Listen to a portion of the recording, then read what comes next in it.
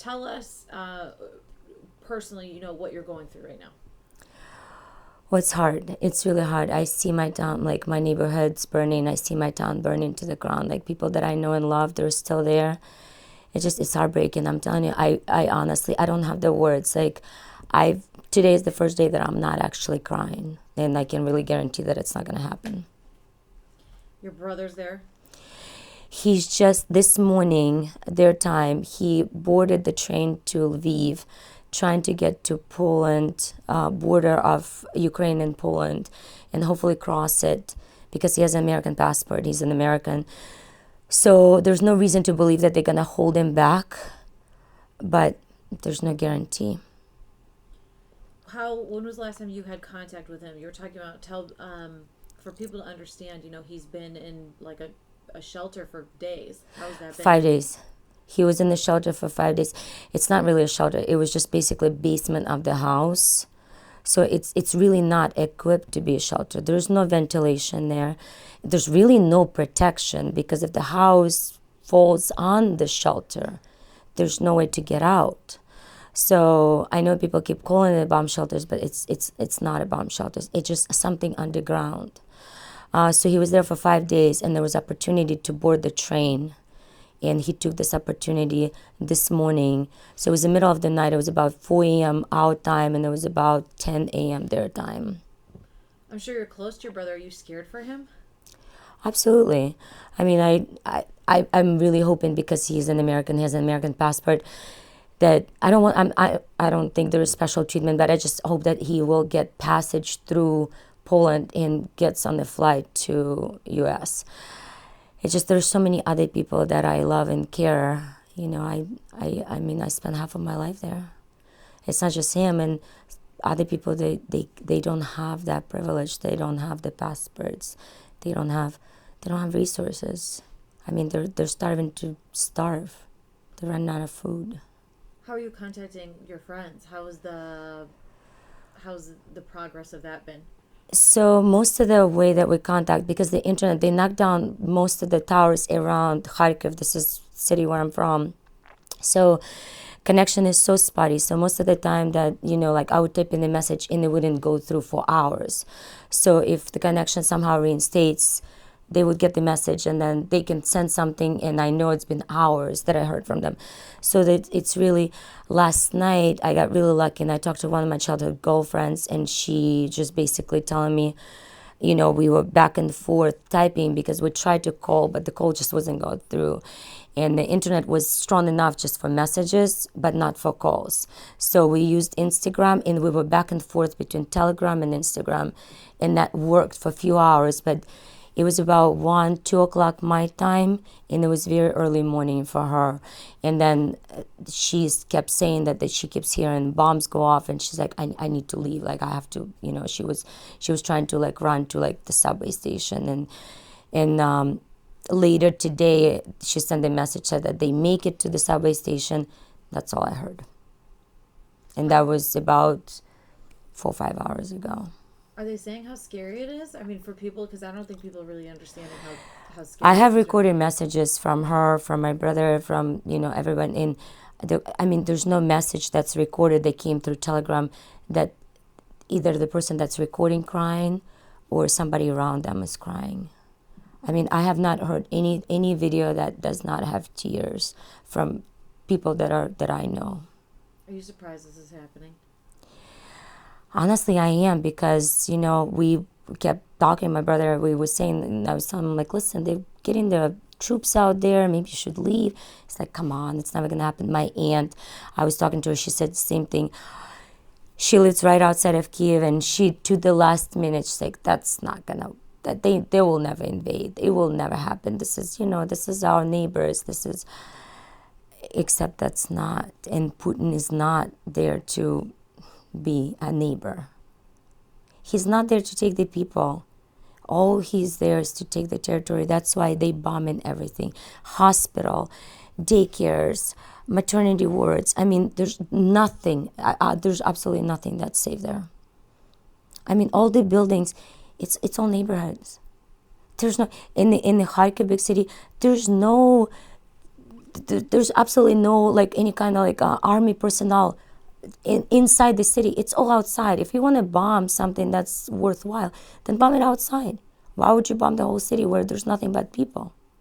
Universities, schools, daycares, hospitals. I mean, there's nothing else there. Just civilians, people who cannot bear arms.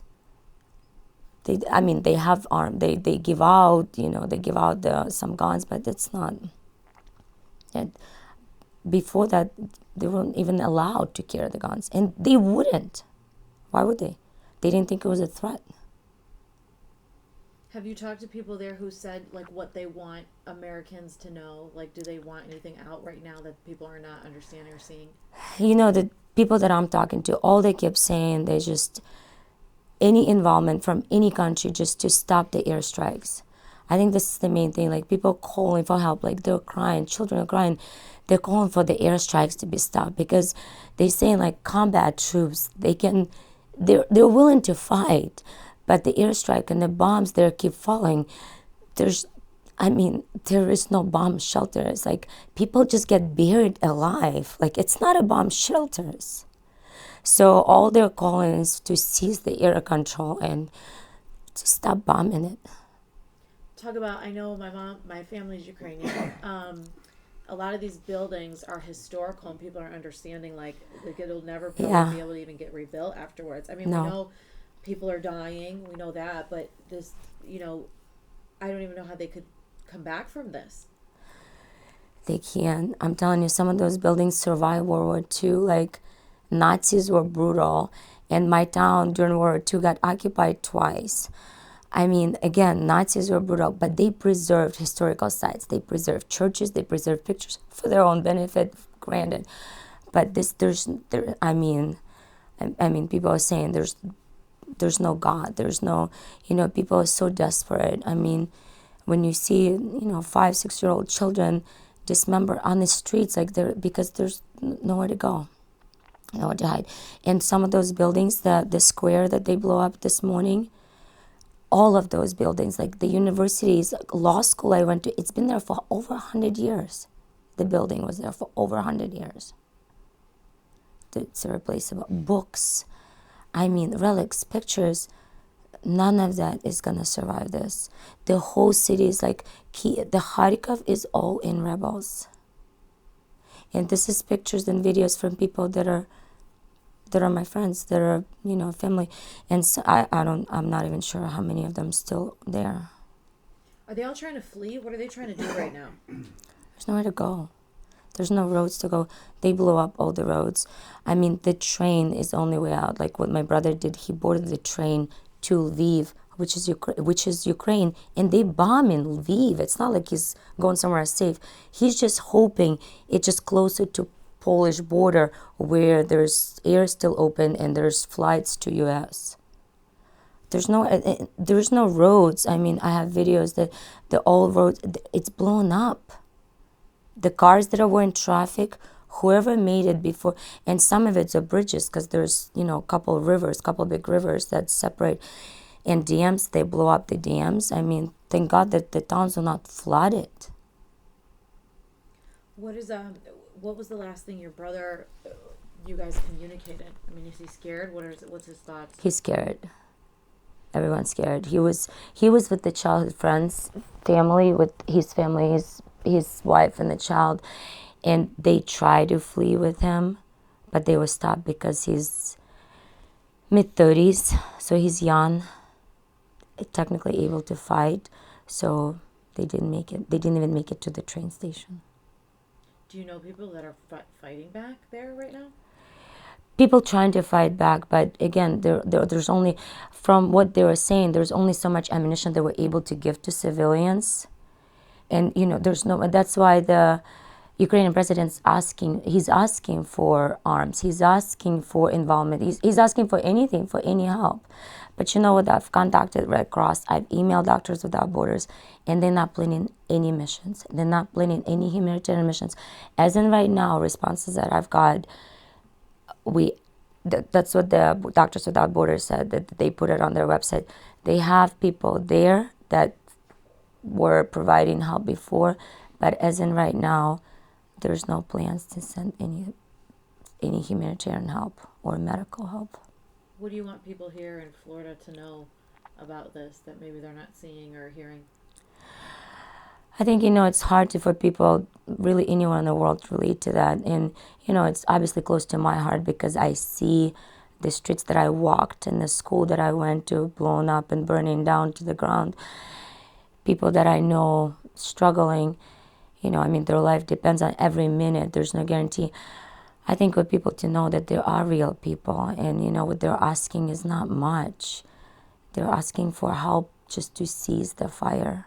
Any kind of negotiation that can, I don't know that we can do much. I think it really depends on our government and people that are in charge and who can negotiate anything. They just want people to know that they're alive, they're fighting, but they're running out. I'm telling you, what my friend, the last recorded message, she doesn't think they're going to make it till tomorrow. She really doesn't. There is no building that it's not damaged. They used to go under and trying to move brick by brick and try to get people free from bomb shelters from underground. They're not doing that anymore. So whoever got buried alive is going to be buried alive. I mean, you remember September 11. Mm-hmm. It was 2 buildings in New York. Thousands of buildings right now are in rebels. Is it tough for you that this is, you go outside, it's palm trees, it's nice out, it's like you're living your life here, and, back home, that seems probably like yesterday this is all what's hard for me? I feel, what the hardest part is, right before you guys got here, I picked up my phone, and my daughter texted, "What's for dinner, Mom?" And I'm thinking, you 13, boil the pasta. This is what I'm thinking. And I'm thinking, I don't get to go home. Not ever. And if I do, it's going to be, 20, 30 years till they, rebuild to even livable. You're right. Life continues here. And again, my daughter's 13. She came home from school. She's hungry. So, on her mind is what for dinner. Because that's the reality. We kind of have to, get out and move on and do what we're supposed to do. And just because it's far doesn't mean it doesn't exist and people not dying. And I don't know what we can do, but if people can hear us, I think that would be enough. If others just know that there's people that are dying, children that are dying. I was watching a video of the 6-year-old was in the hospital, wasn't safe. And I've been in hard situations, I've been to ER, I've seen blood, but this is different. This is not the same. I think people need to know that.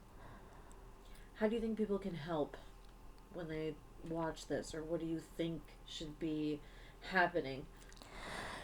You know what I think?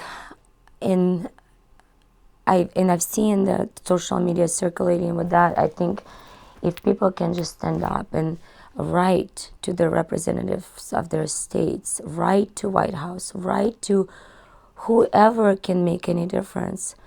Whatever diplomats are still negotiating anything, write to NATO, write to UNICEF, anything, any organization, worldwide organization.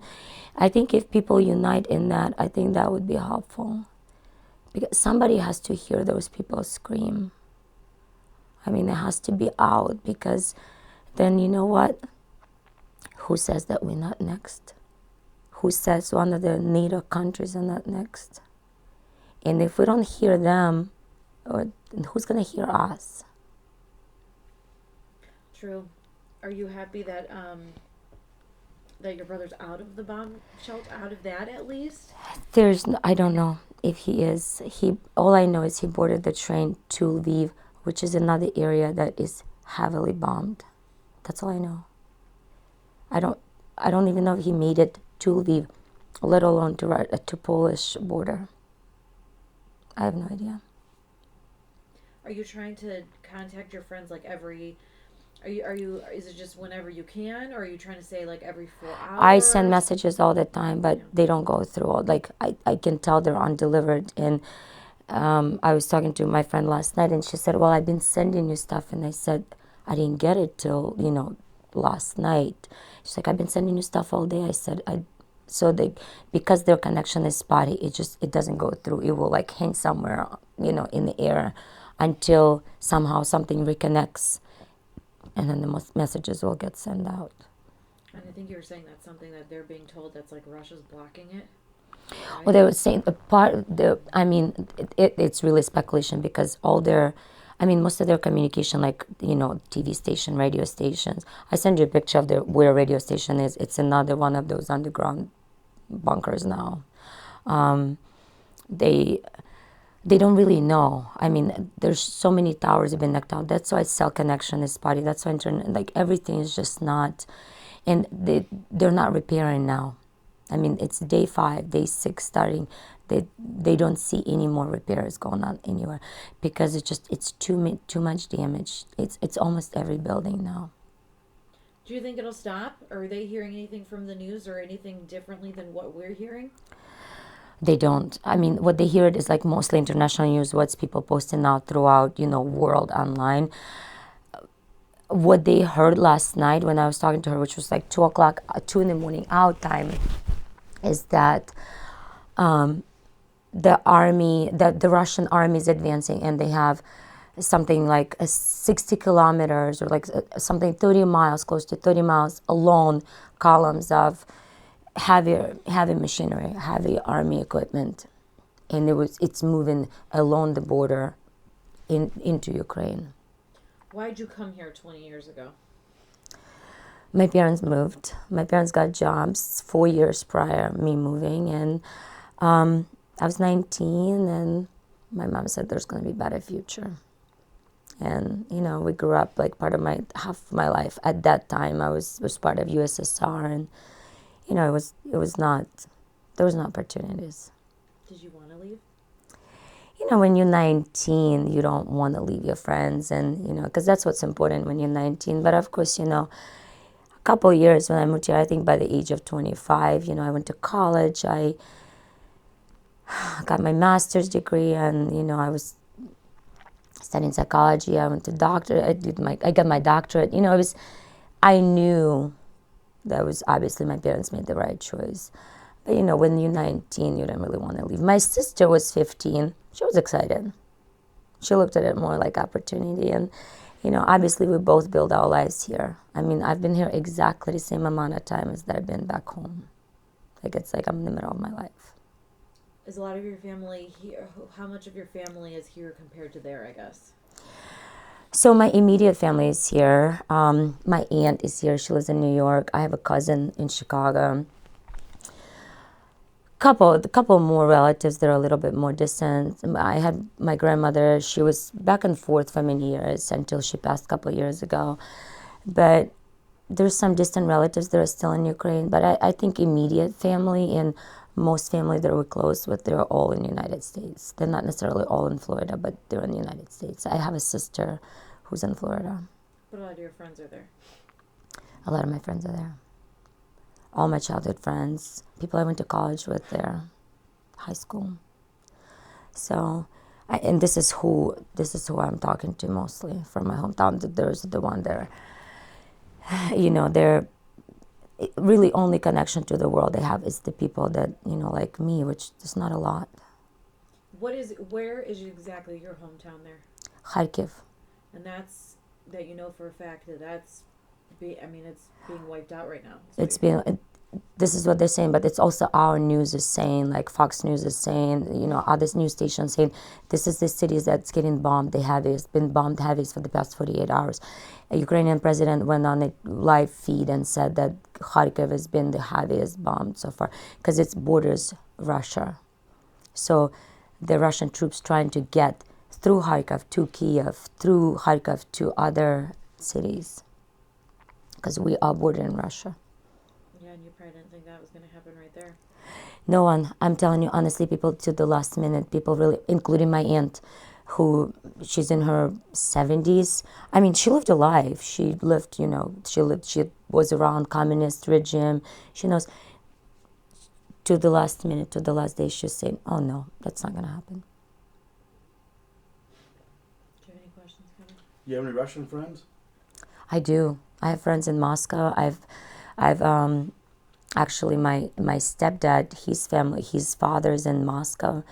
I've traveled back and forth for years. What are they? Have you talked to them? Go ahead. I didn't. I mean, my stepdad is here, so he a lot of friends that he's talking to in Russia, none of them are supporting Putin. None of them supporting the war. Are they scared too? Are they trying to get involved or help? Well, from what they're saying, it's Putin regime is very close to communist regime, and I think I saw it on the news that the Moscow had held a protest of like a peaceful protest, and I think 168 people were arrested from that protest. So I can't imagine a lot of people would just protest. There is no such a thing there. Like it's not like here people just come out and peacefully protest, or they can go and protest, from the White House. There's no such a thing there. You're gonna get arrested. You're gonna get beaten, and how many people want to do that? How many people want to jeopardize their lives?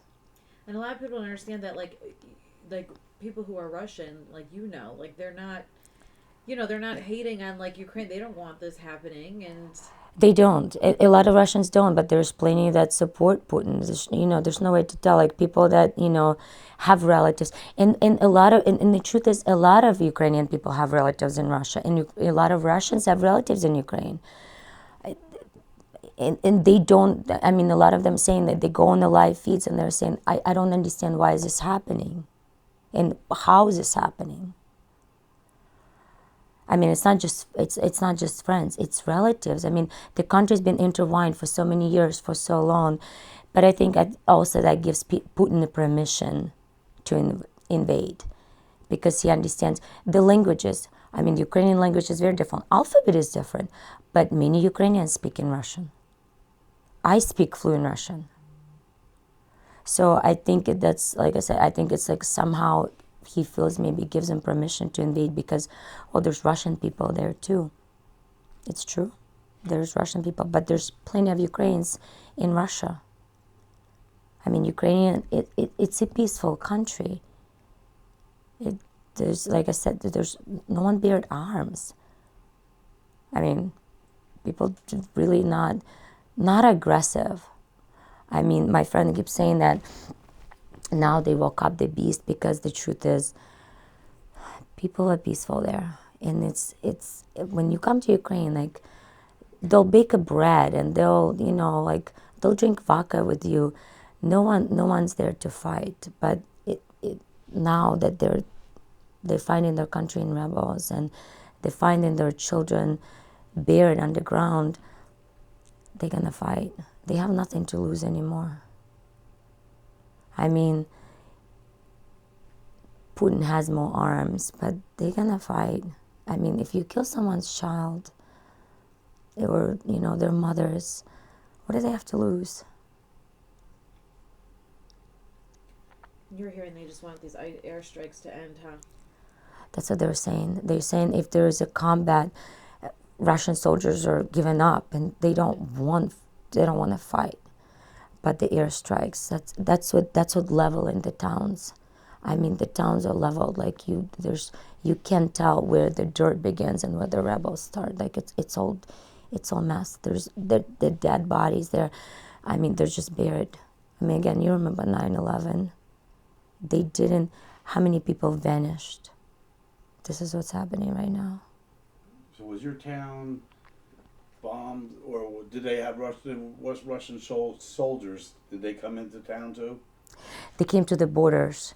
They never made it into the town. Because of the fight, you're fighting back? They were fighting back on the borders. The Ukrainian soldiers are fighting back. They're fighting them back on the borders, but the city's been destroyed by the air bombs. The airplanes are carrying the bombs. So, but the soldiers are not really in the city, or they weren't as of last night. If the soldiers really want to fight this. Russian soldiers. The Russian soldiers, and they're going on the air. They're going on the live feeds of Instagram and Telegram.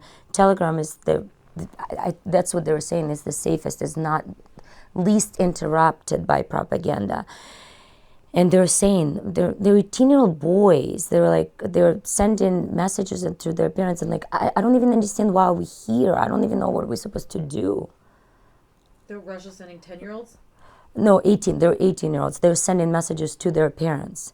And they're saying, I don't even know why I'm here. I don't even understand what is happening. And they're on the border sitting in the tanks, and, Ukrainian soldiers, they're fighting back and they're shooting back, but they don't have the training. They don't have. That's why I think Putin didn't expect Ukrainian soldiers fight as hard as they're fighting. He just thought that I'm going to just send tanks and some artillery and they're going to give up.